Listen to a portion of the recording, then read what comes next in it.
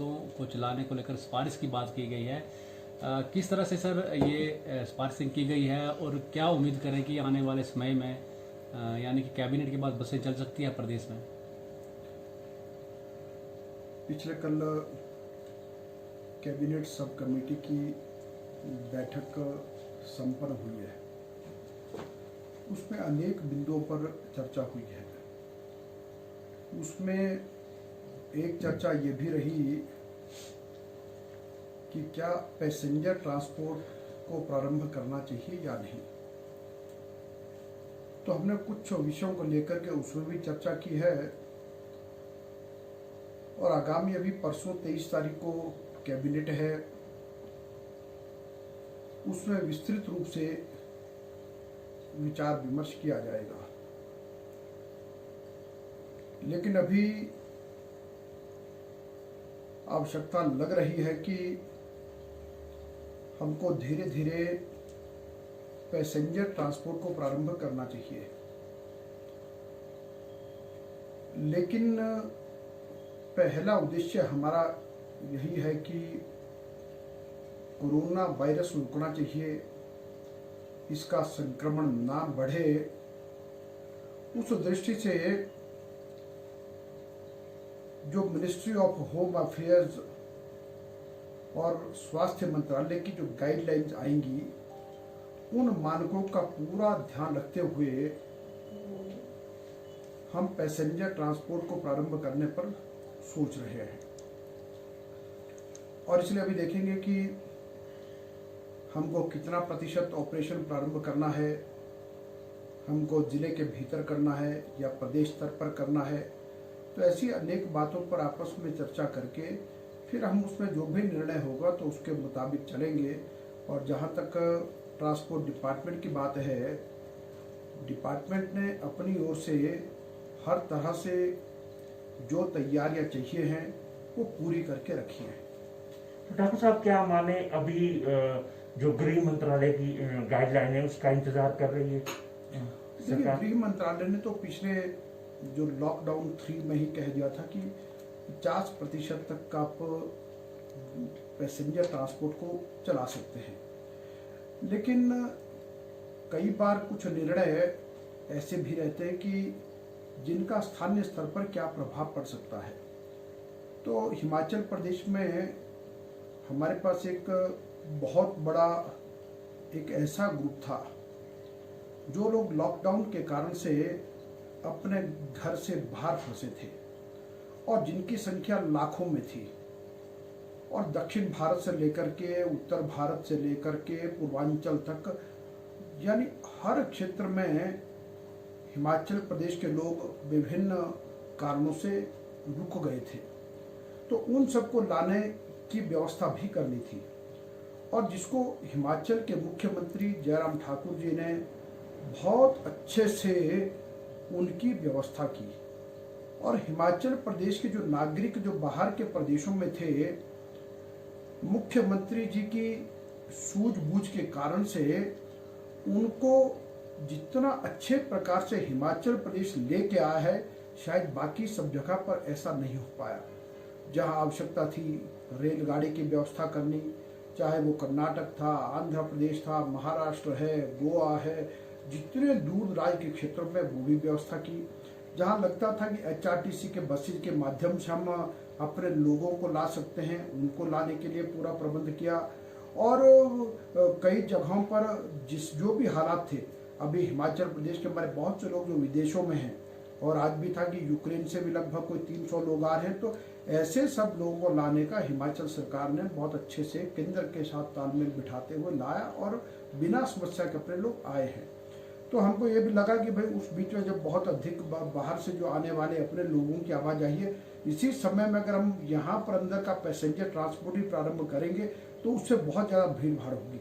अब लगभग ये लगता है मुझे कि जो बाहर से आने वालों की जो तादाद है, तो वो लगभग हम ये कह सकते हैं कि 75% के करीब जो अपने लोग आ गए। अब बीच में कुछ लोग रहे हैं लेकिन वो समय के साथ साथ आ रहे हैं। तो इसलिए अब इसके बाद ये उपयुक्त समय होगा, क्योंकि अब उद्योगों में काम प्रारंभ हो गया है, मनरेगा के काम प्रारंभ हो गए हैं, PWD के काम प्रारंभ हो गए हैं। अब एग्रीकल्चर और हॉर्टिकल्चर की एक्टिविटी चल रही है, तो उन सब के लिए आने जाने के लिए, चाहे वो मजदूर तबका है, चाहे व्यापारी तबका है, और धीरे धीरे कार्यालय भी प्रारंभ हो रहे हैं, तो सब लोगों की सुविधा के लिए इसको एक बहुत संतुलित आधार पर जो है प्रारंभ हम करने वाले हैं। क्या जो परिस्थितियां हैं इस वक्त, जैसे मामले आ रहे हैं, उनके चलते अभी डिले भी हो सकता है इसके चलाने? देखिए, मुझे लगता है कि आखिरकार कुछ तो अब कोरोना के डर से बाहर निकलने की आवश्यकता भी है, और हिमाचल प्रदेश की जो एक वास्तविकता है कि अभी ये मामले जो बढ़े हैं, ये जो प्रदेश से बाहर से जो हमारे लोग हैं, कुछ उनके कारण से हुआ है, और ये स्वाभाविक है, वो कई दिनों से घर से बाहर थे। लेकिन ये लगता है कि आगामी अब लगभग कुछ दिनों के बाद ये सारी स्थिति सामान्य होगी, और हमारे जो यहाँ पर जो स्वस्थ होने वालों की जो एक यानी दर है वो बहुत अच्छी है। अगर अभी तक लगभग पिछले कल तक शायद 111 के करीब हमारे पास कोरोना संक्रमित मरीज आए थे, जिसमें से 54 लोग स्वस्थ होकर के अपने घरों को लौटे हैं, और ये दर भी हमारी अच्छी है। तो निश्चित रूप से हम लोग इस पर विजय प्राप्त करेंगे और कोरोना मुक्त हिमाचल प्रदेश होगा। लेकिन अब इस सब में कुछ बातों को तो अब धीरे धीरे हमको प्रारंभ करना पड़ेगा, आखिरकार संसार रुकता नहीं है। और मुझे तो मेरा तो आप सबसे एक निवेदन ये भी है कि कल मैं एक समाचार पत्र में कहीं पढ़ रहा था, उन्होंने कहा जिला कांगड़ा का एक आंकड़ा उन्होंने निकाला कि हिमाचल का सबसे बड़ा डिस्ट्रिक्ट है कि वहाँ पर 958 लोगों की मृत्यु गत एक महीने में जो नेचुरल डेथ हुई है। कोरोना से केवल मात्र हिमाचल में 3 मृत्यु हुई है, और कई बार लगता है कि जितना अधिक जितना उसको, तो इसलिए सारा बात में समझदारी से करते हुए कोरोना से बचना है, इसको संक्रमण को रोकना है, सामाजिक दूरी का पालन करना है, फेस कवर लगा के सबको चलना है, सैनिटाइजर का उपयोग सबको करना है, और ऐसे जो विभिन्न बातें इन सब का ध्यान रखे, अपनी इम्यूनिटी को अच्छा मजबूत रखना है।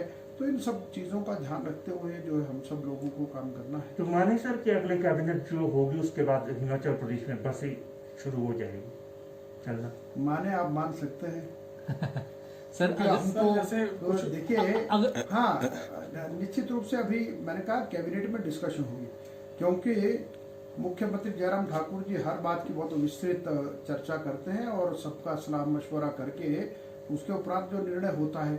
लेकिन फिलहाल हम ये मान सकते हैं कि अब हमारा मन बन गया है जयराम ठाकुर जी की सरकार का, धीरे धीरे हम इस ऑपरेशन को चलाएंगे। यदि सर बसें चलाई जाती हैं तो क्या किरायों के बढ़ोतरी के बारे में भी सोचा जाएगा, क्योंकि सोशल डिस्टेंसिंग का पालन जो है बसों में करना पड़ेगा, तो ऐसे में पहले ही विभाग घाटे में, तो क्या किराए बढ़ाए जा सकते हैं? देखिए पराक्रम जी, आपने प्रश्न पूछा बहुत अच्छा। आज घाटे में है कौन नहीं। इस कोरोना महामारी ने ना तो हिमाचल को छोड़ा, ना देश को छोड़ा, ना दुनिया को छोड़ा।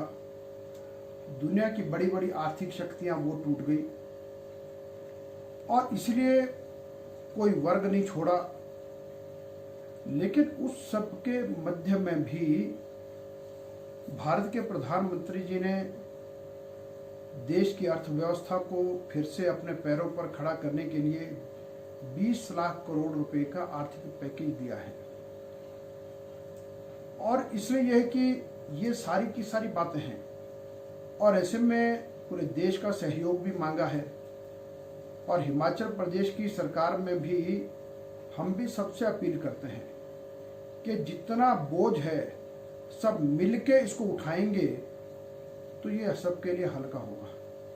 आखिरकार कहीं ना कहीं हम सब की जिम्मेदारी हम सब लोग ही करेंगे। तो इसीलिए ये कि लेकिन अभी तक फिलहाल कोई भी ऐसा किराया बढ़ाने का प्रपोजल ना तो बना है, ना कोई इस बात पर विचार किया है। लेकिन अब हालात कैसे रहते हैं, क्या रहते हैं, ये सब भविष्य के गर्भ में है।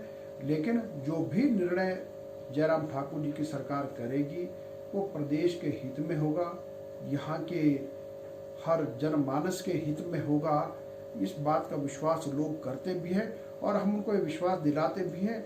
लेकिन अब ये सबके सब अनेक प्रकार के कारण, अनेक प्रकार की ये कठिनाइयाँ हो सकती हैं, लेकिन उस सब में मिल कर के सब लोग करेंगे और उसमें सरकार और हिमाचल की जनता सब मिल कर के सारे बोझ को भी ढोएंगे और सब अच्छे से प्रदेश को फिर से खड़ा करेंगे। अपडेट्स के लिए नेशन न्यूज को सब्सक्राइब करना ना भूलें और नोटिफिकेशन के लिए रेड बेल आइकन जरूर दबाएं।